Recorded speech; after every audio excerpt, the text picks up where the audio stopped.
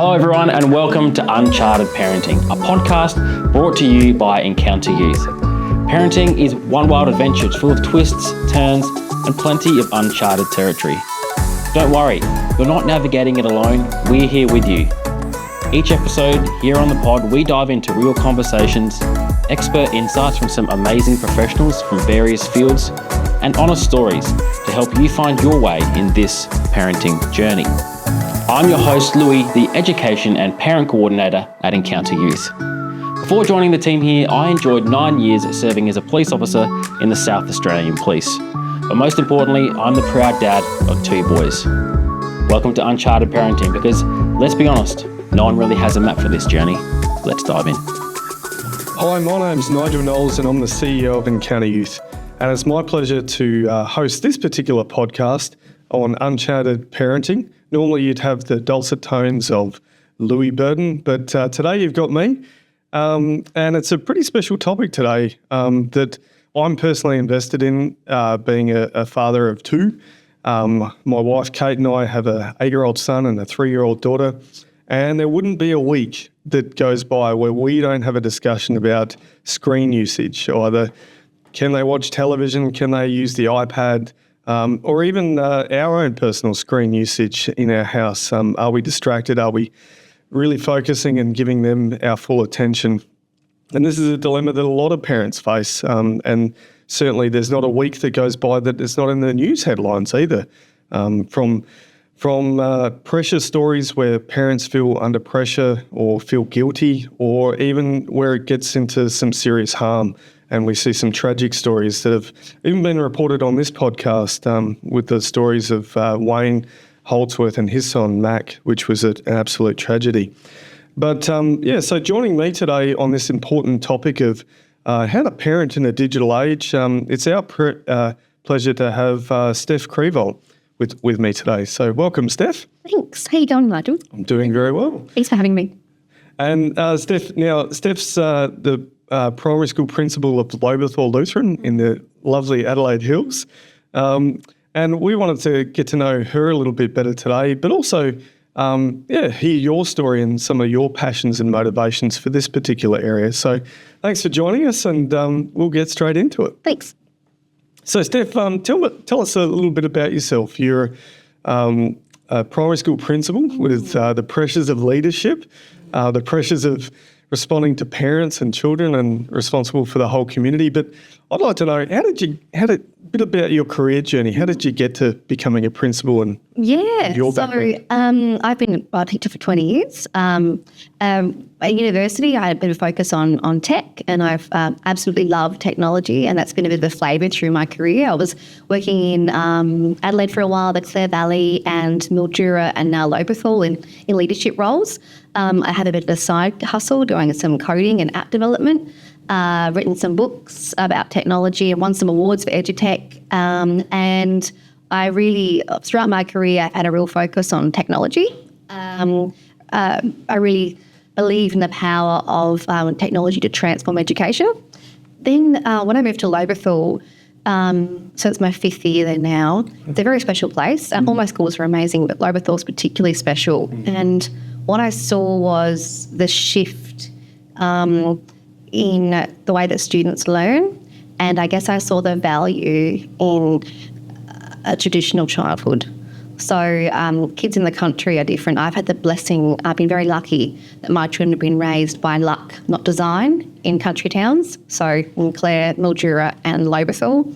Those experiences mean that they've had time off screens, time outside with their friends, being creative and taking risks, but in safe spaces, and comparing that to the experience of my friends in the city has been a bit of a game changer for me in my career. I see the value of technology, but and it's not the enemy, but I don't think it's the answer to everything. So at our school now, we have gone so far into it that we have an outdoor learning program. I won an award, a forest program where students are outside learning forest skills, tying knots and whittling and climbing trees and building fires. because we really see the value in developing those skills that are off screen. Yeah, right. So you mentioned your children had the advantage of growing up in probably more country regions and things like that, and you're a principal of the primary school in I don't know if I consider Lobethal regional, but it is certainly a fair way out from Adelaide. And so you've seen the differences there. What are those differences? Like, what do you think causes those differences? Well, I think parents are really concerned, and I'm sure in some cases rightly so. They want their children to feel safe, and they feel potentially city places aren't safe, so they want to hold them back into the home. And if you're back into the home, how are you engaging your child? There's only so much you can do at home, and then naturally it goes to screens, doesn't it? And then we end up with children who are far too engaged, not just in TV, but in iPads and gaming and all those sorts of things. So not only are they getting losing the benefit of being outside, they're getting the negative effect of too much screen usage. Definitely, it seems to be a real issue for parents in these city environments, but also in the country. Everyone's concerned about this. Yep. And so do you think you've seen a big change even in your career of the challenges or the way that we're using or the changes we're using technology with young people, even in the school setting? Yeah, so in a school setting, definitely there has been a change. So when my first child was born, I didn't have a personal mobile device. And I feel very lucky that I didn't have that pressure. I was part of the first wave of iPads coming into schools. That was my role, was to introduce iPads. And it was really exciting. So there were really good benefits for students with disability, benefits for students do some coding. You can do really great work with technology. And it has a great place and it's really important. But overuse can be really dangerous. And I definitely see that the overuse of screens at home and at schools is a real issue. And it's what educators say. So teachers across Australia, the research is saying that students have lost emotional literacy and lost empathy. They've lost the ability to have hold eye contact, to engage. And the understanding is that this comes from oversaturation of screen use. And so personally, in your role as a principal, you're finding there's an increase of reports from parents that are struggling with this particular issue? So parents and my friends, I'm a mother myself, so yes, definitely. They say, my kids, they're on the screens too much, they game too much, they're on social media too much. I know it's a problem and they ask me what to do about it. So a problem that they're on it too much, and also that it's hard to get them off. Yeah, definitely. I'm sure it's the same for you, Nigel, that people talk about it all the time. Yeah, definitely. And even in our own home, I know that my wife and I are regularly talking about it as our children, increase in their age and the social pressure that they experience. My friend at school's got this device, or can I have one? And it's that's a regular challenge for us, but I'm sure for many parents. So I also am aware that you recently attended, there was the TechSmart initiative at St Ignatius College earlier this year that brought about together people trying to make a difference in the sector. And people that attended and spoke were Wayne Holdsworth, with I mentioned earlier his tragic story with his son Mac, and even the Premier Peter Malinauskas, and to talk about the digital futures. I think that from what I'm aware, that probably had a bit of an impact on you because you attended that event. Can you just take us through what that event was like and what did it mean for you? Yes, certainly. So as a principal, teacher and parent, I was really interested to see their take on the approach to social media ban and how they manage tech use in their schools. As I said, tech has its place, and certainly our students need to be literate in this area. And I was interested to see how they were going to approach that. I left not interested. I left totally changed. So Premier Malinauskas spoke as a parent rather than as a premier. He spoke about his wife encouraging him to read Jonathan Haidt's work, The Ancient Generation. Yep. And I'll quote him. He said, social media is doing real harm to young people. Not only is it addictive, it's been industrialised to be addictive. The platforms profit from our children's suffering. So that was a big thing. And the principal, Lauren Brooks, mentioned, and this is quite clever, that technology has moved faster than educational regulation. So it's just extremely ahead of us. And we're just grasping at straws, trying to make it work in a way that works for us as educators and as the guardians of the future of these children. There's a real a hard tension we have, where we have to help support them to be able to use technology appropriately, but limit the use because too much can be dangerous.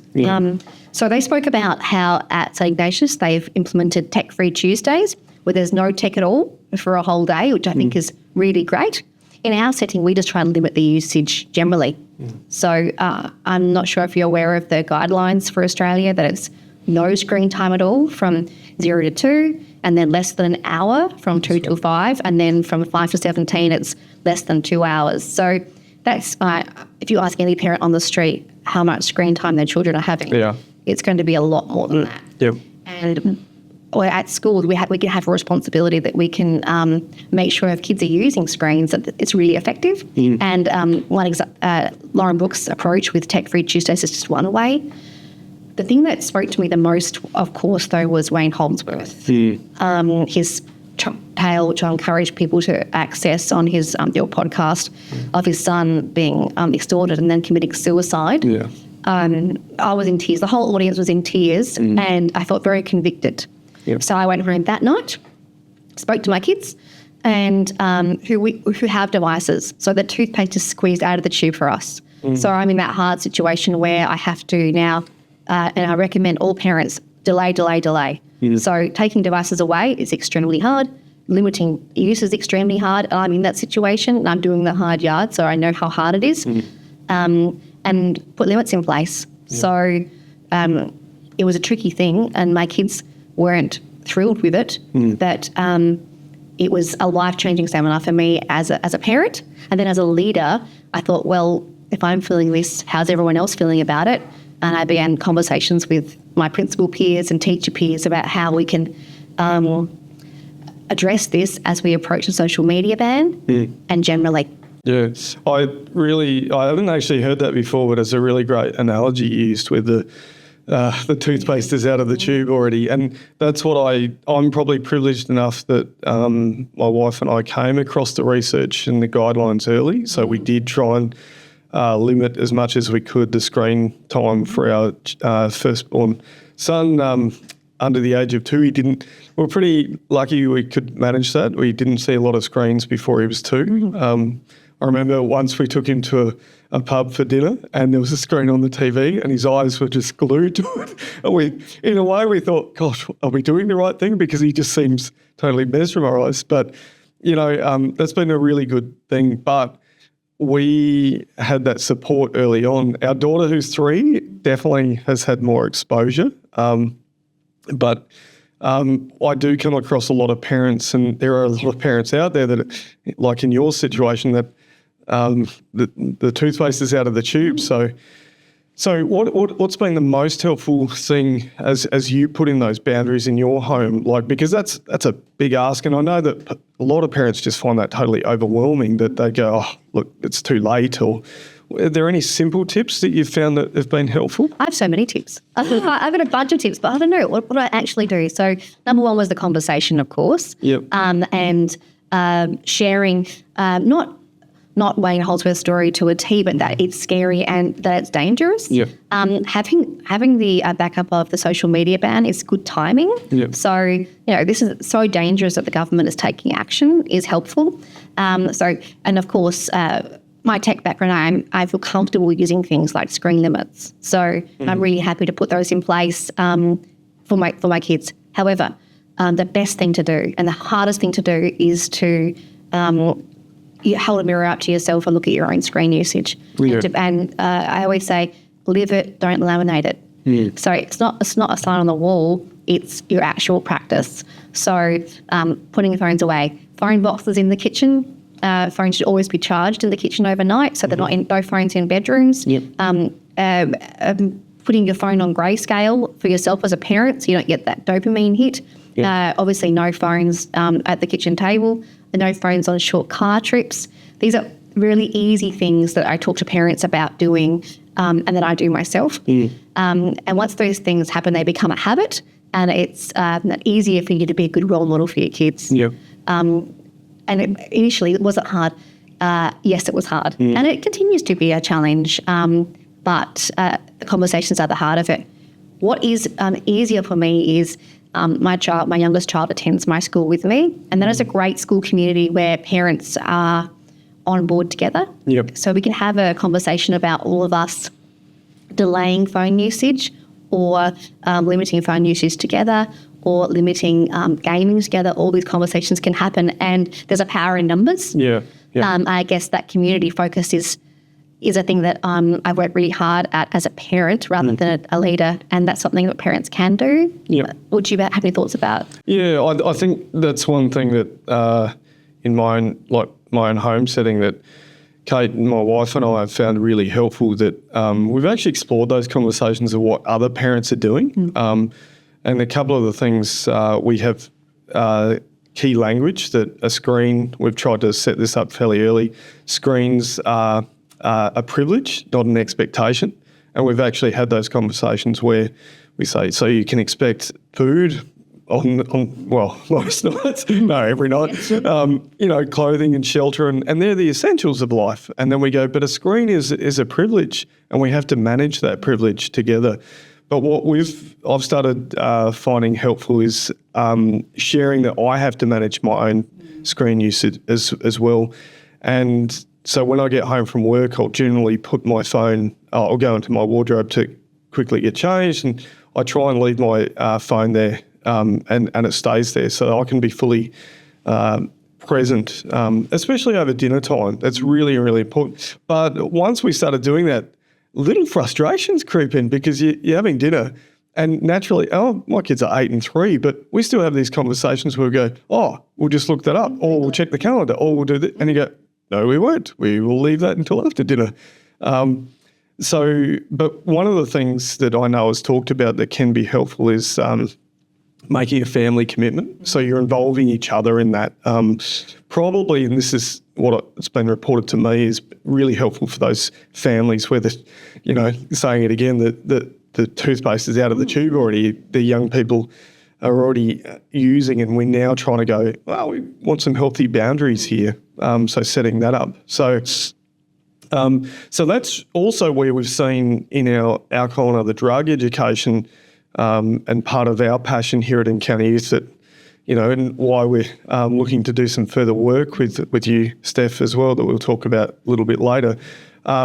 But we have seen a groundswell of change through opening up community conversations, and that's really what we're talking about here. So how do you facilitate those conversations in your, not only your school community, but do you find that other parents are pretty open to talking about this? Well, certainly. So, like police always say, be friends with your neighbours, and it's important. And building relationships with your kids' parents is really important. So, and being able to have honest, upfront conversations. I can think of many times when parents have called me and had a chat about behaviour, my child's behaviour and other child's behaviour, and we have a really upfront conversation about it. And being able to have those conversations is really important. With screens, it's at the forefront of everyone's mind. So I haven't had a situation where I've had to say, hey, let's have a chat about screens. It naturally comes up. And having a shared understanding of what I'm okay with as a parent. And so thus far, I haven't found a parent who has said, I like my kids to be on more screens. I've only ever found parents who say, that sounds really good. Let's agree to that together. Or, I would love my child not to be on YouTube. Or I've never had that situation. Maybe it will occur, but it hasn't for me yet. And then coming up with those sort of not agreements like a pact agreement, but that could be something you could do, but more like an understanding. But we just don't have screens. Our kids don't text, in high school past 7, phones charged in the kitchen. All those things that are really baseline can be agreed on as a community. So that's something they talk about as a parent.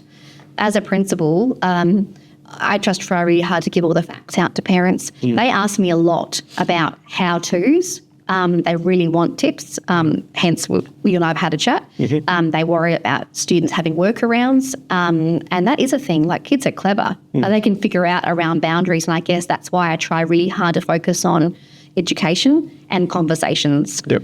And thank you for your time that we can work on that together. Yeah.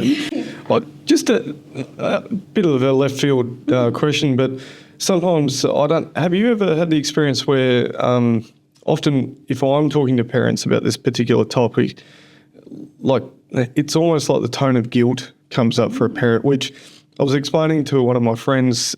Once I became a parent, well, first of all, I was an expert on parenting, and then I had children. But then once becoming a parent, it's almost like you carry this thin line of guilt of, am I doing enough? It's almost like at the end of each day, I kind of reflect on my day and go, I think I could have done that better with that conversation. I think I could have done this better. But on this particular topic, would you say that you come across that parent guilt significantly? And then how can we help parents to open up these conversations more? Yeah, I think I do. And I think it's worth noting that we didn't grow up in this situation. There were no screens when I was a child. Like I said, we're flying building the planes, we're flying it. We don't know what's going on. There's no guidebooks for this anywhere. No one knows what to do. Yep. My sister just had a baby. She's going to have no screen time for her child because the research says that. When I had my child 15 years ago, it wasn't even a thing that iPads existed. So we need to give ourselves some grace. We're all doing our best here. And I get, so number one, grace. And number two, be vulnerable and encourage conversations. We're all just doing our best. I always say the intent is always good. No one wakes up and thinks, I'm going to mess my kid up today. We're all doing our best. And being vulnerable and sharing with the other parents how you're feeling and what you're doing is really important. And it is an issue for most people. So it's the number one issue that I hear parents talk about is screen usage. And what a blessing that is our problem. You know, we live in a great world where we have food and water and, you know, we've got houses and all those things. And our biggest problem is right now is this. So in many people's circles. Yep. So we can work on that together. Yeah. And you've come from the tech background. You've obviously got an aptitude for it. But I come across, and I'm sure you do too, like parents that just feel overwhelmed. They kind of, they might be in the situation where they feel like, I want to have more control, I want to have better understanding. Do you have any tips of good go-to places that they can learn or just get easy things that they can use in their parenting in this digital age? Yeah, okay, so there's the screen guide usage, which is on the, I'm not sure what that is, the Australian, I'm going to quote it to say it wrong, the one that has it. No, it's the Australian Government, you know what I'm talking about? It's the Australian Government Institute on Family Studies. That one there that also has quick how-to guides for family link and screen time. However, I always encourage parents to head straight to the source. If you have an Apple device, head to the Apple Store. They can help you out with that. Also, most schools are well voiced in setting limits and would love to help out with you with setting limits for your kids. Yep. However, nothing trumps a conversation. Yep. So putting those things in place, they can be helpful. So, you're across the fact that iPhones and iPads can have limits that you can't use it. It becomes a brick, and that's a really helpful thing to have as a stick. But the carrot of the conversation about best practice as we move forward is much more important. A bit like junk food. You don't have it every day. Yep. It's a sometimes. Yes, and the screens. I'd rather it be a no time thing at home. But they have their place, and in schools they have their place. We can do really good stuff with tech. It just needs to be intentional, purposeful, and I guess we have to limit it for when it's really needed, rather than having it be a fallback. Yeah. Other things parents can do, of course, is to really provide, a space to be bored. Boredom is the heart of creativity. Yep.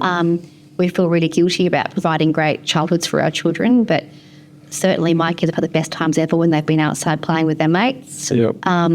And also family time, board games and bushwalks and reading books and cooking together and trampolines. These are all great fun. Yeah. And really focusing on those things rather than focusing on the new Xbox game or the new iPad can be really great things for families and for children. Yeah, well, you've definitely struck a chord with me. On many of those points, but my 8-year-old son, we intentionally don't have screen, like no TV during school nights. That's actually a concept that we got from another parent. We thought we can do that, like screen-free school nights.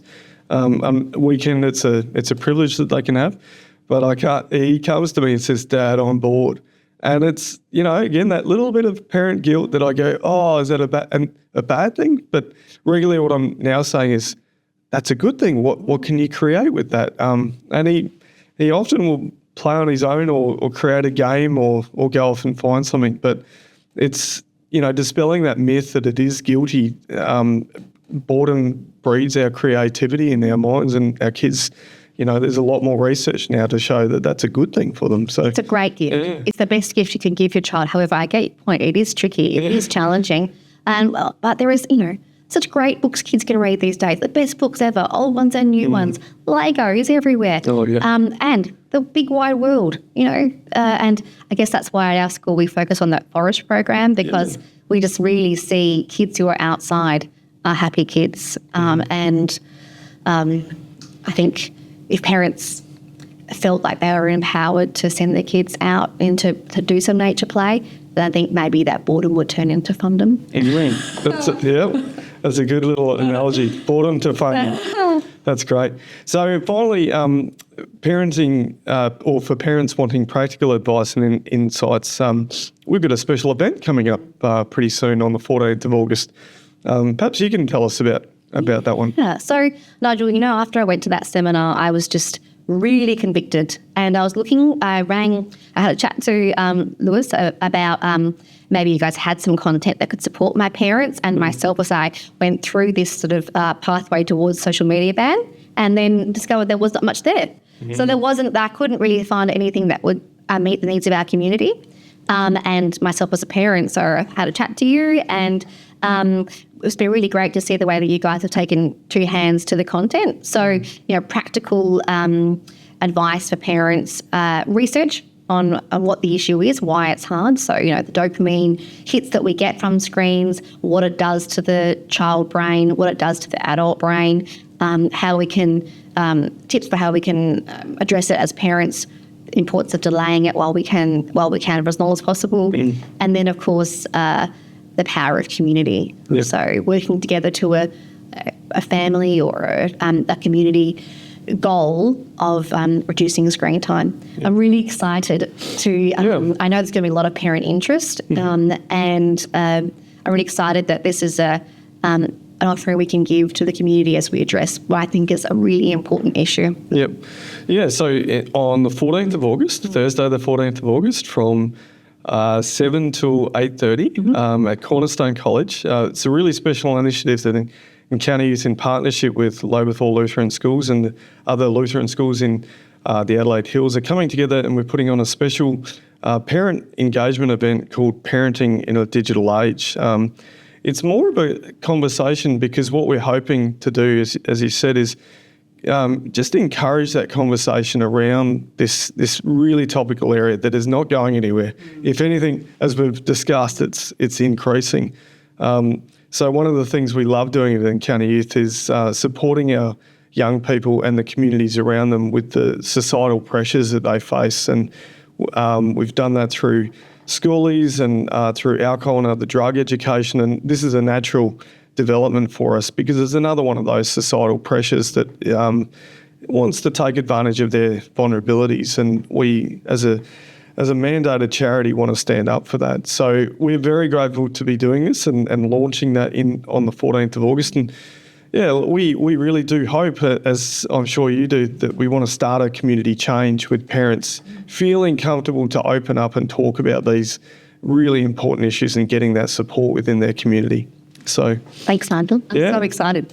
Well, look, from it's been a real pleasure to speak with you today, Steph. I'm really encouraged. I know there's a lot of hardworking teachers and principals out there in the community, and it's great to spend some time with you with your passion of being a leader of teachers and as a parent, but someone that's passionate to support our young people and be a champion of change in this really important area of how do we guide our young people in this increasing digital age. So thank you for spending some time with us today. All the very best in your parenting journey and in your leadership role at Lobethal Lutheran. Really do appreciate it. Thanks for your time, Nigel. Have a great day. Thanks, mate. Bye.